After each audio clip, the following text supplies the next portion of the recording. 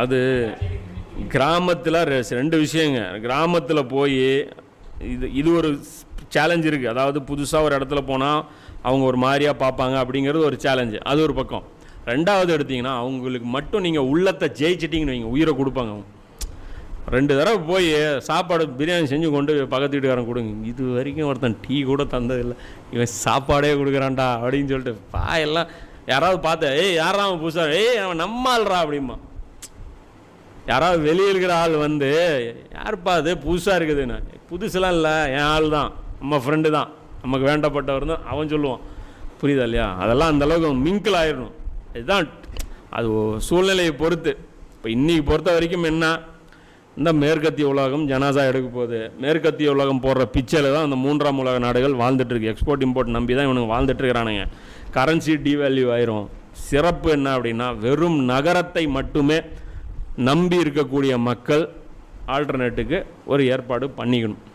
கிராமத்தில் தங்க இன்வெஸ்ட்மெண்ட் இருக்கிறவங்க பண்ணுங்க, இல்லாதவங்க பயப்படாதீங்க. குகைவாசிகளாக அல்லா தான் காப்பாற்றினா, அவங்களுடைய காசு காப்பாற்றலை. காசு இருக்கிறவங்க வீண் அடிக்காதீங்கிறதுக்காகத்தான் நான் இன்வெஸ்ட்மெண்ட் பண்ணுங்கிறேனே தவிர, இன்வெஸ்ட்மெண்ட் பண்ணுறவங்க மட்டும்தான் பொழைப்பாங்கிறதுக்காக சொல்லலை. அவன் நிலத்தை வாங்கி போட்டாலும் வேலை செய்கிறதுக்கு 4 பேர் வேணும்ல.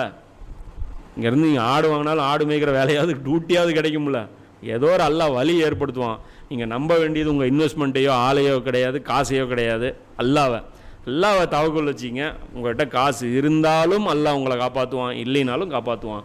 அதனால் பயந்துக்கிட்டு பதறி வெடிச்சுட்டு போய் இதை வாங்கலாமா அதை வாங்கலாமா, என்கிட்ட வாங்காம விட்டானே, என் பக்கத்தில் இருக்கிறேன் இவன் வாங்கிட்டான் அவன் வாங்கிட்டான்னு நினச்சிங்க. அதே மாதிரி தீனுக்காக ஒரு துரும்பு கூட கிள்ளி போடாமல் நீங்கள்லாம் போய் மார்க்கத்தை காப்பாற்றுன்னு நிறைய பேர் ஓடுறாங்க. வாழ்க்கையில் ஒரு தாவா செஞ்சாலே இருக்க மாட்டாங்க. உங்கள் கான்ட்ரிபியூஷனே கிடையாது. மனித குலத்துக்கு ஏதாவது நீங்கள் சேவை ஆற்றிக்கணும். ஒன்றுமே பண்ணாமல் நீங்கள் போய் அங்கே போய் இருந்து நீங்கள் இங்கே இருந்தால் என்ன அங்கே இருந்தால் என்ன, நீங்கள் வாகனம் பிடிச்சிட்டு போகிறீங்க. நீங்கள் சோத்துக்கு வழியெல்லாம் போயிடும், வாகனம் பிடிச்சிட்டு நீங்கள் இப்படி போகிறீங்க. அது ஏற்புடையதாக தெரில. இன்றைக்கி இருக்கிற காலகட்டத்தில் அல்லாவுடைய கிருபையில் பேச்சுரிமை இருக்குது. சிலருக்கு இருக்குல்ல, சிலருக்கு இருக்குது. இருக்கிறவங்க பேசுங்க, இல்லாதவங்க அது அல்லாஹ் வச்சு அவங்களாச்சு, மற்றபடி பிரச்சனை இல்லை. அப்போ அதனால் தாவா செஞ்சு இந்த மாதிரியான சூழ்நிலையெல்லாம் வச்சுக்கிட்டு அதுக்கப்புறம் மூவ் பண்ணுறது சிறந்தது. இதுதான்.